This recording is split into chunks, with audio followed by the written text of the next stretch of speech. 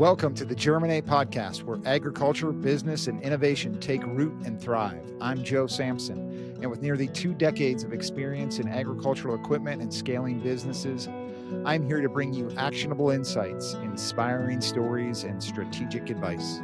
Whether you're an industry veteran or just starting out, this podcast is your guide to cultivating ideas, expanding your knowledge, and growing your venture. So let's get started and germinate your path to success. First of all, thanks so much for doing this. I appreciate you guys sticking around. Why don't we start with just a quick introduction of everybody and let everybody know in my audience, who you are. So go ahead. Yeah, I'm Rhishi. I run an independent company called Metal Dog Labs. It's an advisory company doing product and technology strategy for agri-food clients. Then I also write a newsletter called Software is Feeding the World. It's about the intersection of technology and agri-food. And if you go to metaldoglabs.ai, you can subscribe to that for free. We're going to put that in the show notes, okay? So everybody remember that. Show notes. Thank you. Go ahead. Arthur Sia. I'm the Senior Manager of Digital Transformation for MKC. So I started my career in tech for ag. So I've been in this industry for about 12 years now. Always trying to translate the field problem into a product that we could build and actually sell to customers. That was back in Brazil with the sugarcane industry. So, and then that brought me to the United States, and my main goal was to adapt that product that we had built in Brazil to the sugarcane industry in the United States and later to the row crop industry in the Corn Belt. So now I'm with MKC doing the same work, but instead of building products, I'm trying to create that synergy between the products we already have and make sure we can use the maximum as possible of the tools we have. So I'm still translating problems and applying technology to solve it, but instead of building a product that we are going to sell it, I'm going to try and how can we be better with it? How technology can be the medicine for our issues, The Elon Musk method, make the products you make better. Exactly what you do. So you're the next generation Elon. There you go. I don't know if I'm that smart or rich. Yeah. I'm not that rich. None of us are yet, right? There you go.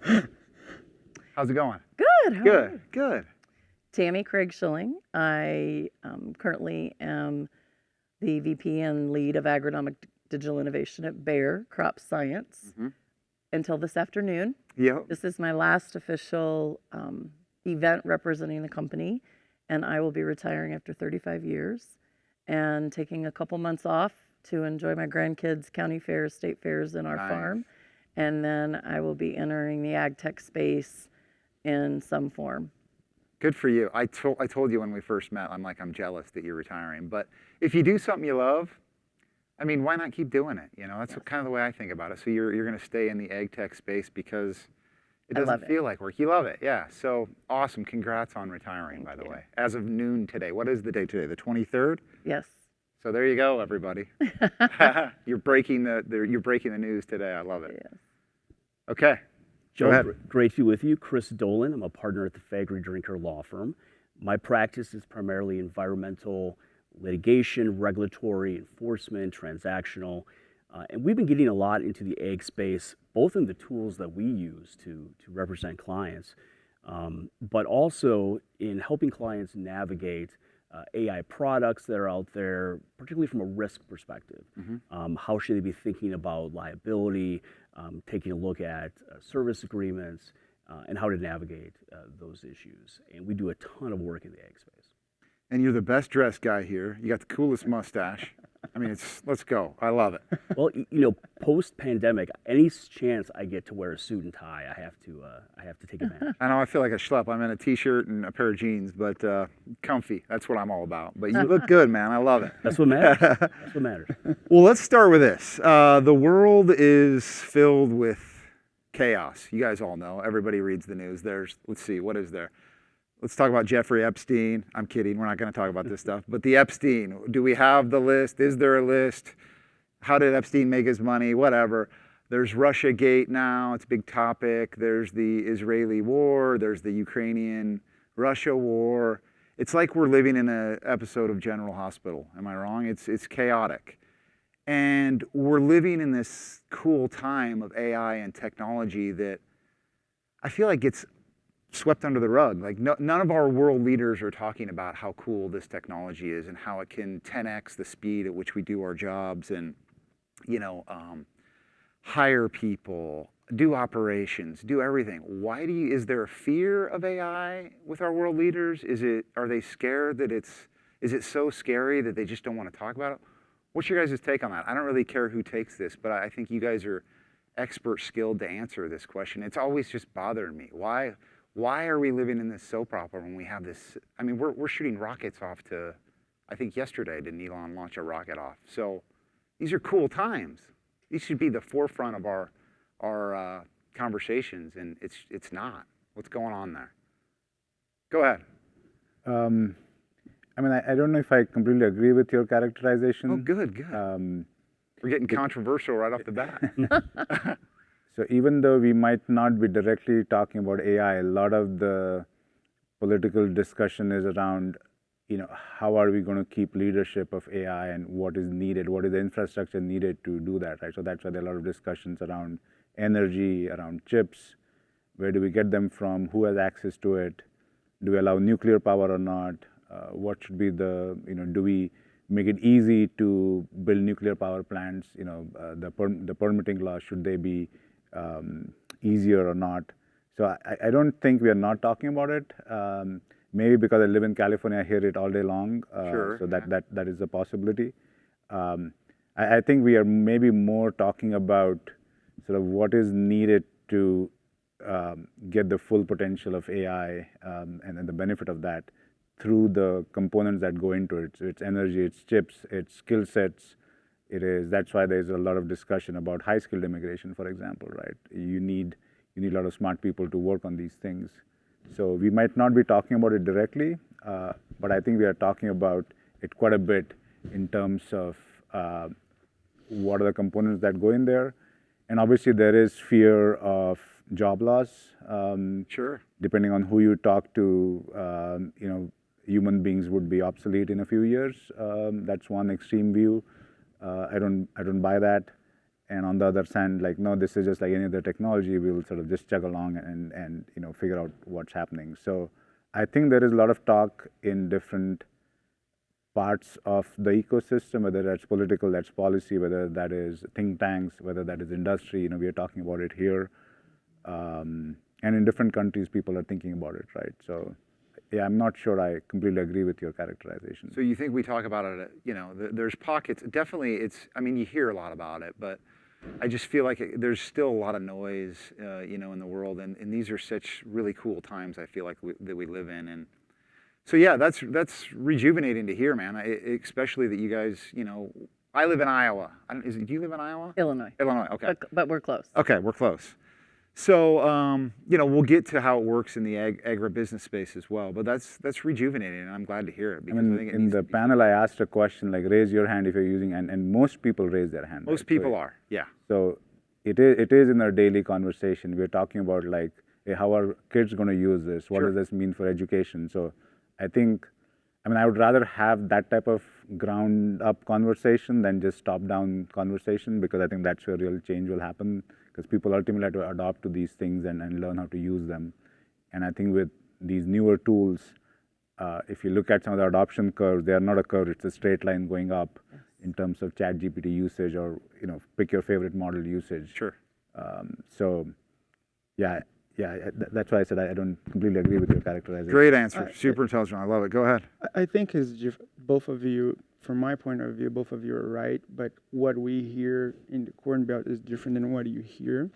And many of the reasons of the conflicts we are watching today is what you were saying, like who is going to take the lead, who is going to take the control, right, who is going to have the leverage of deciding what you're going to do with that. However, we don't hear this way here because we are users, right? Like when the California folks, you guys more like understanding what you can do, like how the things are going to happen and who is influenced more. Like I don't think we hear the same way that some states are hearing. Like there are many conflicts nowadays that you don't actually know the reasons, and maybe it's like resources that someone is trying to have their hands on and they won't have it. And then, the conflict's happening, but you don't actually know the reason behind it. And I think this is what you were saying. Like, they are aware, maybe they're not advertising. It's a good point. Well, if you look at the history of technological development across the globe, government leaders, really haven't been sort of leading the way. Think about the Industrial Revolution. Think of the internet. Government and regulation comes later, and that's not a bad thing because it allows some innovation, some testing, and then eventually, the government leaders sort of acknowledge and recognize and hopefully put in beneficial controls. And if you look at AI, I mean, every sector is having this conversation. And we're starting to see, the EU pass their AI Act, and that is being implemented over a number of years. The U.S. is watching that very closely when it comes to antitrust issues. Sure. FTC and DOJ are tracking. And we're seeing states trying to do some things as well. So I don't think that leadership comes necessarily from, the government actors. I think it comes from business, from industry, from use cases that really connect with people, right? Yeah. So I hear more about ChatGPT, and when you type in a question in Google, right, and there's an AI sort of answer that pops up, that's where I think most people are interacting with AI, and that only sort of cracks the surface of what's possible. That's super interesting. I think one thing we should say is you guys just got done with a panel with the Tech Hub live show here in Des Moines, Iowa. And I think one of the questions right off the bat was around data and who owns data. And it's sort of scary for people. Like, I'm putting my information in these large language models, and then where does it go? Who owns it? Does ChatGPT own it? And everybody's got a name for their ChatGPT friend. Is it whatever it is? And I think that's very interesting. And that's why I think it's important for your role to understand what is our risk here as a society, as a business, as a personal brand, whatever it may be. So, yeah, I mean, I liken it too, sort of to the race to space and who's gonna win this out. The U.S. There's a lot of talk of the U.S. and China right now. Who's gonna win this battle? And whoever wins it first, is probably gonna get a leg up. Am I wrong? I mean, Yeah, I think it's a fascinating question. It's one I had not thought a lot about on what leaders talk about, but at the same time, when you think about new technology and when you think about adoption and where it comes from, and you spoke of it, Chris, the U.S. has a long history. America has a very long history of being technology innovators, and we do it coast to coast. We do it in small towns. We do it in big cities. Amen. And we apply it to multiple industries and organizations at the same time. And whether that's because of land-grant universities, I contend the railroads, because of every 6 miles you had to have water fill up. So you build out the countryside at the same time you were, bolstering cities. We have this great infrastructure that enables us to take technology and apply it, and we educate a lot of young people in our vast number of land-grant universities, public universities that are not land grants, private schools. We educate a ton of our people. We also use these technologies in trades. And to me, the fact that this topic is not mainstream news is just fine. I gotcha. But I do think there is something in this that all technology and really all things in our world can be positive and not so positive. Right. There are two sides of that, and we've seen all kinds of technologies, IVF, that in vitro piece. I was a young person when that was starting, and I've watched that technology. It's almost always for good, but if you have nefarious players, they will find a way to play in these spaces. And what we can do as people who want to move these technologies forward is, one, talk about it openly, be open about it, really help educate the users of our work and just consumers in general. And for us, it's the ag trade, the ag industry, to say, always look at what the terms are, always be very careful. So I've had the opportunity to build a tool, and we tell people for ours, it's a question and answer tool. It's not asking you to put your data in. We have gone out and surfaced lots of content. And we actually call it content because we have found that the large language models don't really read charts very well. You need to provide a context to it. Like a chemical label, for example. That's a great example of something that you can train this to give you an answer back and drive efficiency. Sure. I'm always cautious with my own personal data, and I would recommend every single person do that and really think about their data as an asset, as intellectual property. Your data needs to be, you need to be very, very careful with it. Back in the day, we used to put our driver's license number, our social security card on our security number on our checks. Or all on our checks, yeah. And when you think about that, you're like, I would never do that today.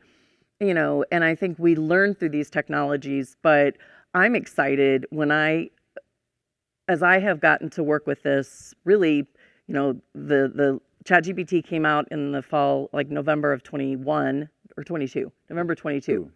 And I got a chance to start working with it in January 23. And lots of industries have, and ag has. And I think that democratization of these kinds of technologies being easy to use, easy to try, easy to build upon, just provides such a great advantage for the country in this next phase of a technical revolution. I get super excited, and I don't really need to hear it on my local morning news station to feel really Trump doesn't psyched. have to give a press conference for it. Yeah. Nope. When you gave that answer, the hair on my neck stood up because I was like, America, you're right. I mean, we live in this country, and I'm so glad that we've adopted AI as this technology because it's so true. List the examples that you just, we figured out that a horse might not be the best way to pull a plow through the field, so we'd still be doing that. That's technology right there. So that's when I hear people when they say, I'm scared of it, I'm scared of technology. It's like, look at the history of our country. We have been the leader, just like you said, for hundreds of years. And that's just like, let's go, America, here we are. It's really cool. I love that answer. And I never really think about it that way. You think everybody's adopting this, but you hear other countries are way behind. Specifically, we are. They regulate certain large language models. They don't allow them to, and that might be for safety reasons or risk. But in the U.S., it's kind of let her rip. It's go go go. But yeah, go ahead. And I think that point, Tami, you made about the democratization of innovation, right? It's sort of like the internet too. You need a computer access maybe to a couple products to get going. And really, the sky is the limit, and the utility is sort of unlimited, and it creates opportunities, in the smaller states as well as the bigger states. Yeah, I love it. What I try go ahead. to tell MKC and friends and family is like, if you're afraid of AI, the wrong thing to do is not engage it with it. You should engage it. You should learn it. You should understand how that thing works. Because the only thing you won't be able to do is avoid it. It's going to come no matter you like or not. It's here. So if you don't engage it, if you don't learn, if you don't read about it, if you don't try, that's the most wrong thing you can do, right? Like, so engage it and have a feel of what it is, even if you're afraid. Yeah. Like I'm with you. I'm on the excitement team. I want to test. I want to break things. I want to say. I think we're all in that world. Yeah. Right. Like, but there are people that's not this way. They're like asking the questions, why not? Why we're gonna have to do this? Why? How about if we need to engage with lawyers because we don't have our data? And how about if we are not able to get our data back? But I guess nowadays it's too late. There is no coming back from the point we are. So we have to learn how to work with it. I'll just use one example as I'm hearing this, and I'll use my favorite example. Plant breeding today in agriculture is a norm across every crop we grow in America. It is an absolute norm. But in the early days of plant breeding, when it came to taking two crops and crossing them, people were scared.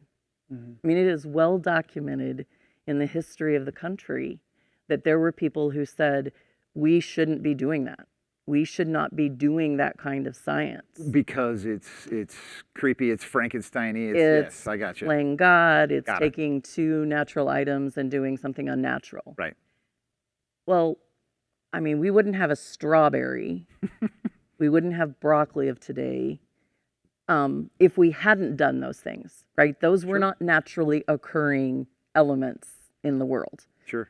I look at this technology as no different. There will be a group of people that will feel that way. It's, you know, it's that bell-shaped curve. There will be people that have major concerns and major hype on each side, and there will be people that will fit every point of the spectrum.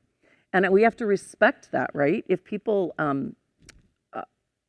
I have a friend who, she is scared to death of AI, and she knows that I work in it. And so she and I talk about it, and I absolutely respect her concerns. Yeah. But I also share with her my experiences. And I think that dialogue is super important. And that dialogue does happen. It's happening online. Yeah. And I think that's where the push and pull comes. And I think that's where eventually we'll get regulations that will be right-sized. They won't be, I don't think they'll be too over the top. And I think we have to be careful that they're not. But we also have to be good stewards of the technology so people don't take advantage of it. Yeah, I think it's the scare maybe comes with, we're in these cross generations too, where there's the old school gritters, you know, pull your boots up and go to work, get your hands dirty, get her done, especially in agriculture.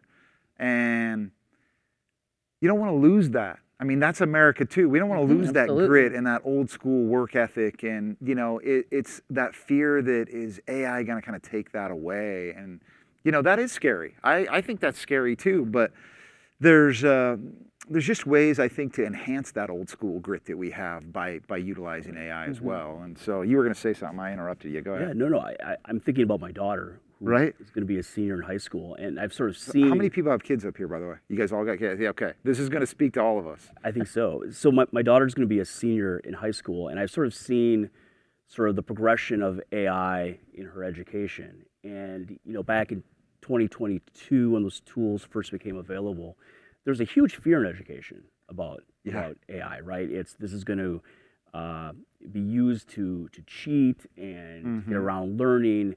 And the directives at schools were you absolutely cannot use AI tools in any form whatsoever. And I think it's progressed now to that recognition that this is a reality, that this is here to stay. So it's not about avoiding, it's about how to ethically integrate AI tools into learning and education and helping young students sort of do that the right way. And I think we're seeing that sort of progression from fear to integration to understanding the utility in lots of different areas and industries. Well, I say, hey, how's it going today? What's going on? How do you respond to that? Hey, how's it going? It's going great. Yeah, you're like a little large language model. We all are. We're all trained to say, hey, it's good, it's going great. How's the weather today? Oh, it's, you know, you see what I'm saying? We're all learning. We're like little large language models. That's the thing that I think is kind of funny, especially with students, because there's like these little sponges. Yes. And you're right, it is. I mean, my daughter's going to be a senior too, by the way. That's a good for you. It's a tough age, but cheers to Emory. Love you, kiddo. But anyway, they are using it in a way that is changing the world. That's why I think it's so exciting. And what AI is going to do, what happened in 2022? Is that when it started, 2023? The first LLM came out in November 2022. To what it is today? I mean, there was like 3 or 4 people. I remember Jeremy Gredicke with Syngenta. Do you know him? No? You might know the name. Yeah, I know him. It's kind of, you know him? Him and I are close, and we were out to dinner one night, and he was like, ChatGPT, and I'm like, what's that? And I can't remember what question we put in, but something like, what do you want to have for dinner tonight, or something crazy. And it was this fascinating answer, and I'm like, oh my gosh, I've got to get this, I've got to adopt to this, and now it's taking off. So kind of leads me to my next question is, we talked about it, it's here now. There's the fearful people, and then there's the exciting people. Do you think, what do you think, what are you most scared of with AI? And then what are you most excited about? Start with the fear. I mean, not. I think when any new technology comes along, there are certain groups of people who adopt and change. They can change and learn new skills, and then there are certain groups of people who take time or they cannot because of various reasons. You know, maybe you're too old, you cannot learn new things, or you're hesitant to learn new things, and so it's less of a fear on my part. It's like, how do we, like, what do we have to do to make sure the minimum number of people get left behind? Because if you don't adopt, you probably are going to get left behind, and in some way or form, right?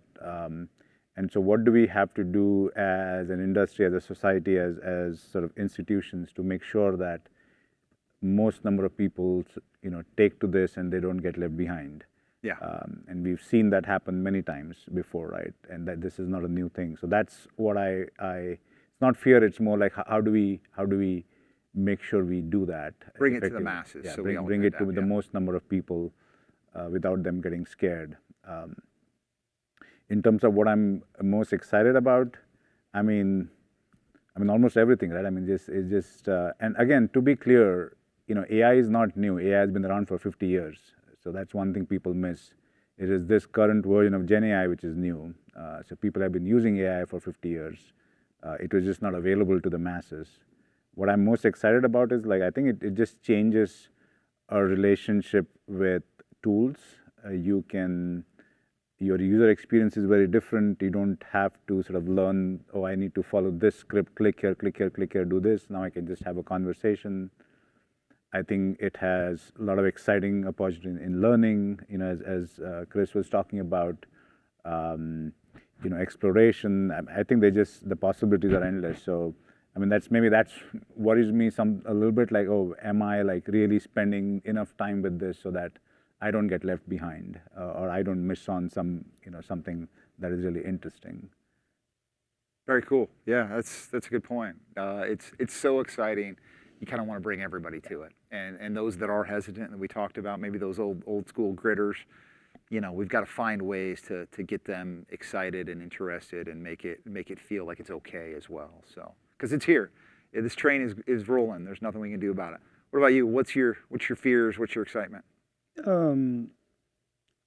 Not necessarily a fear as well, but it's a concern that, for example, how am I going to coach my daughter, which is 1 year old? What's going to be her path, right? Like, I think her job, it's new and nobody here knows what's going to be it 15 years from now, 20 years from now. So how do you prep your kids for that? I'm engineer. It took me 6 years to leave school. 5 years of my life I was just studying really heavy, and then 1 year I was like doing internships. That was the normal program. When I left, I was a very entry-level engineer. I would not trust me really well. I can ask the same question that I was able to answer right now, and ChatGPT is still a better answer. So it took me 6 years of energy, money, and time, and cost of opportunity to become that engineer. Of course, it led me to critical thinking and all of this, but like, is it worth it for my kid to go through that? Like, how I'm gonna coach her, right? Like, I studied math 1, 2, 3, and 4, and I don't use it very much. Does she need to spend that time? Like physics, right? Like, it's all there. Of course, there is a part of, like, now you have critical thinking about things. You know how to analyze problems from different angles and everything.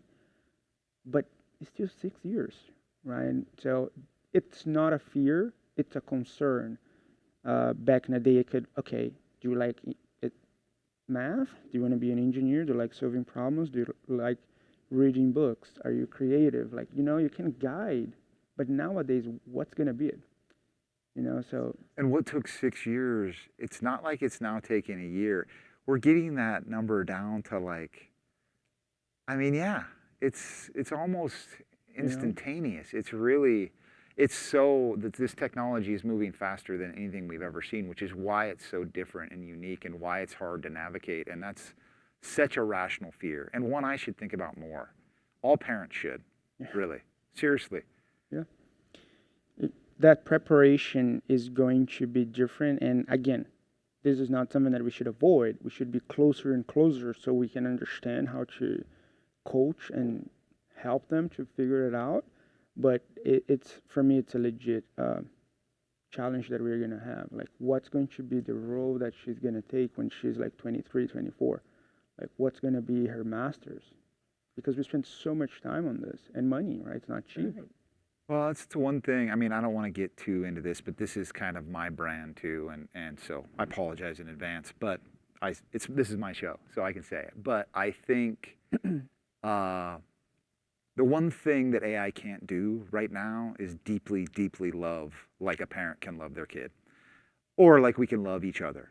And I attribute that to my faith.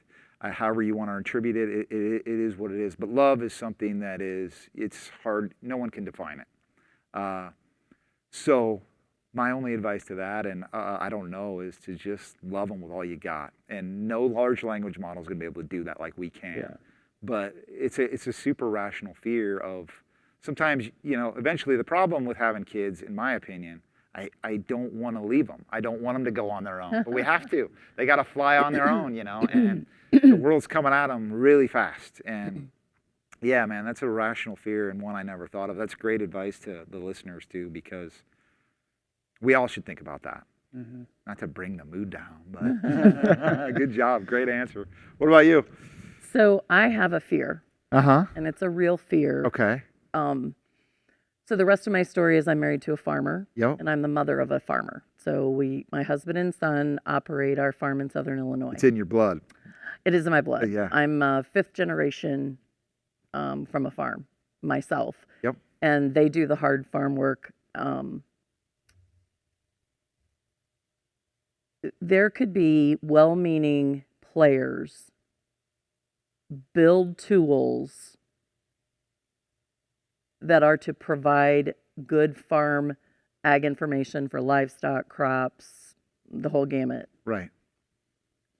but not be accurate. Hmm. And so I have a bit of a, beyond my day job, a passion for driving to accuracy in how we do this in agriculture. I can't worry about how we do it in healthcare and how we do it in automotive or any other industry, but I can for ag. That we have to uphold ourselves and the players who are involved to build tools that are accurate.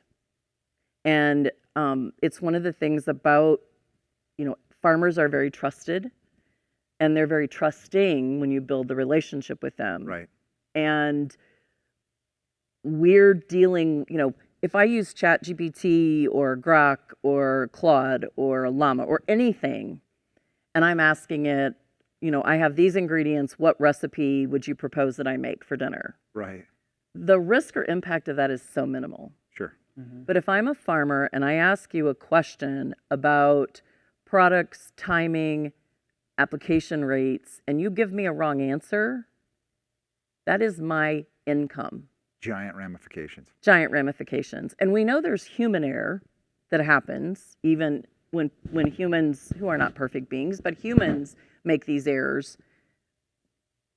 We know that the tools have the potential to make these errors if you don't have domain expertise and you don't run them through enough benchmarks and things like that. And so that is my fear, is that we, and I believe it's unintended. It's an unintended consequence that happens. Yeah, but it's the word bias too. I think that's something that's legit. Absolutely. And that's something that a lot of people talk about with ChatGPT and all of them. Grok 4, have you guys played around with Grok 4 yet? It just came out a week or so ago. I have It's not. very, very interesting because it's super slow. Like you ask a recipe question, it'll take a minute to get it to you. But what it's doing is you can ask it, what question should I ask this podcast panel today? And it will ask itself like 10 or 15 questions to get that answer. And it's totally open sourced. I feel like I'm being pro Elon here, but the world needs more Elon Musks. And they're out there. We think that he's this super unique guy. There used to be a ton of Elon Musks back in the day. Think about all the names. They're still there. It's just, we got to tap into that. And that bias is scary. Whether it's wrong information or if it's biased, that's really, really bad when it comes to your livelihood. If you're making chicken parmesan that night, who cares? Right, no big deal. Yeah, we had a situation in the tool we built called Eli. It's currently used by our sales organization. And we kept getting a wrong answer. It was this one question. It was about a state and a product that was labeled. We knew the product was not labeled, but it was kind of the bellwether question that said, it's not right. Like, we're not getting the answer right.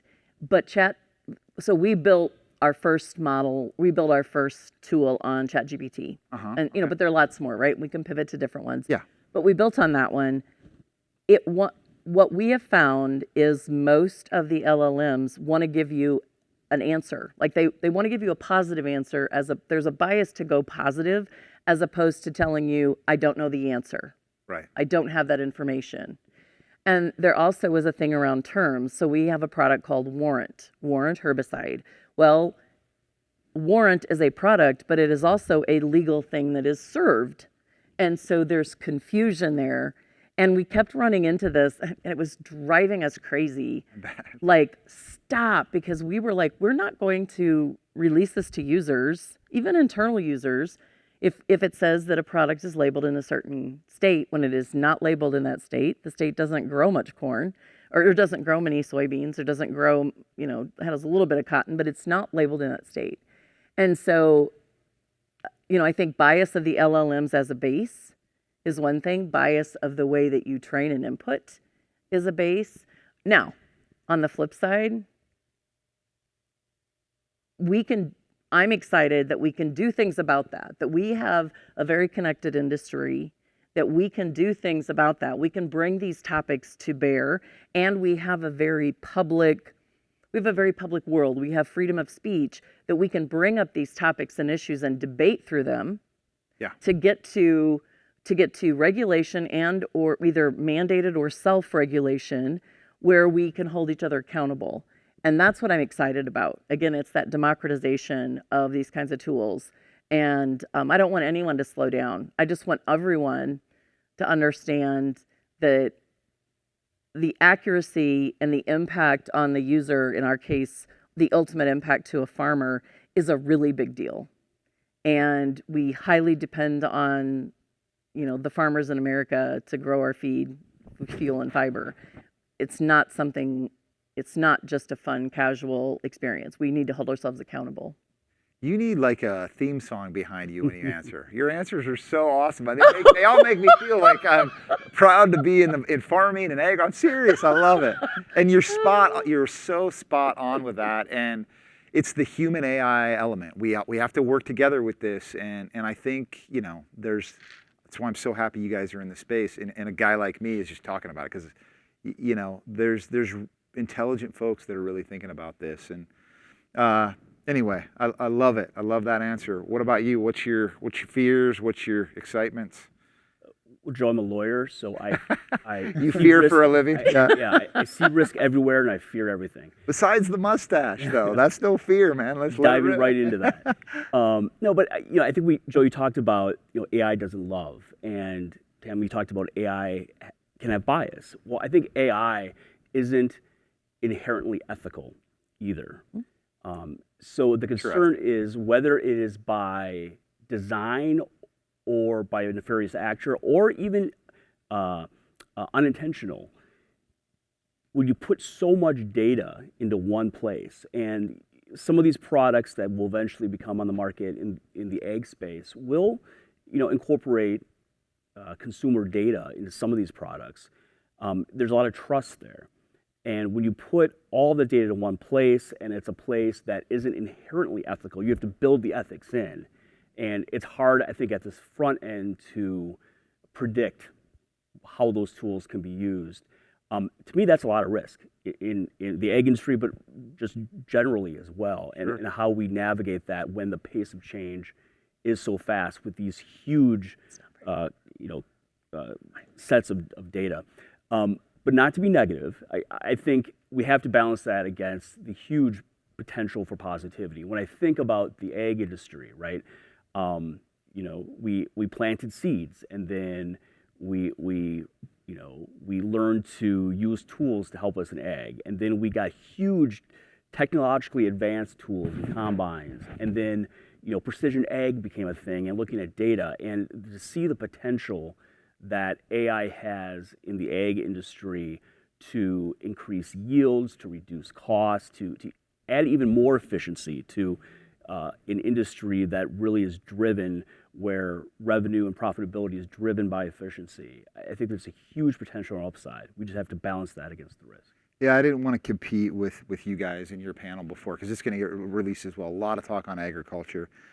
So this was a general AI talk. But really, the thing that excites me the most is if true, and it can 10x the speed if we do everything and make all of us so much more efficient. That means that we have a lot more time with relationships and each other.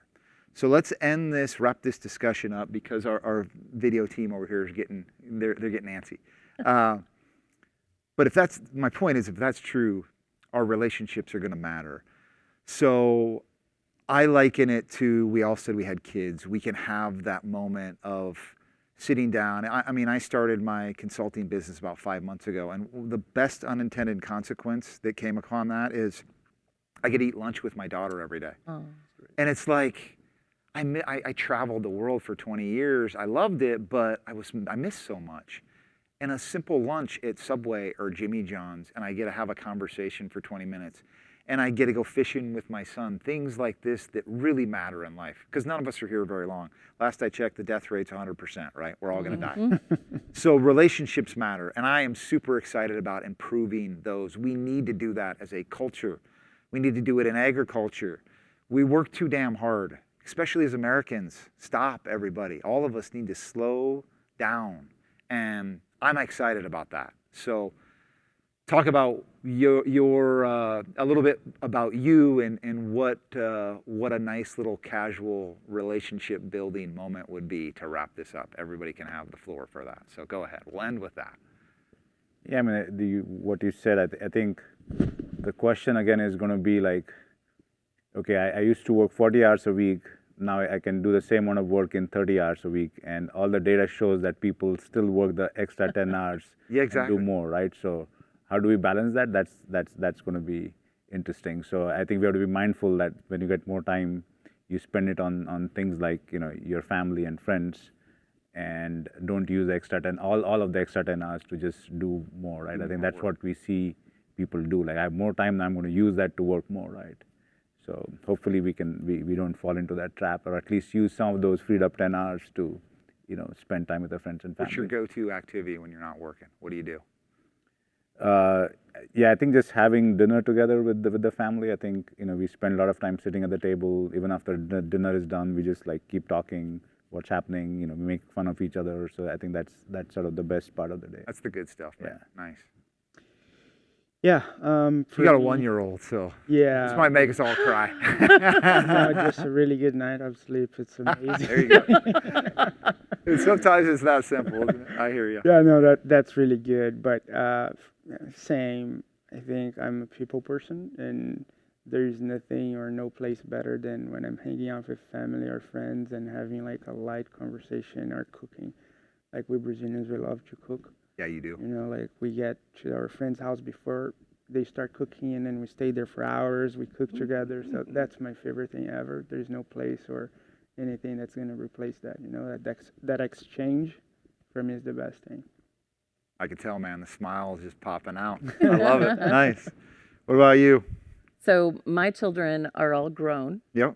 And I have grandkids. Oh. And so when I think about how these tools help, I grew up learning early in my career, had good mentors that said work smarter, not harder. And, take your vacation time and make sure you're there for the life events with your family that matter. And so I was very fortunate to have that I worked in Monsanto, and that was the way it was, and I grew up thinking that.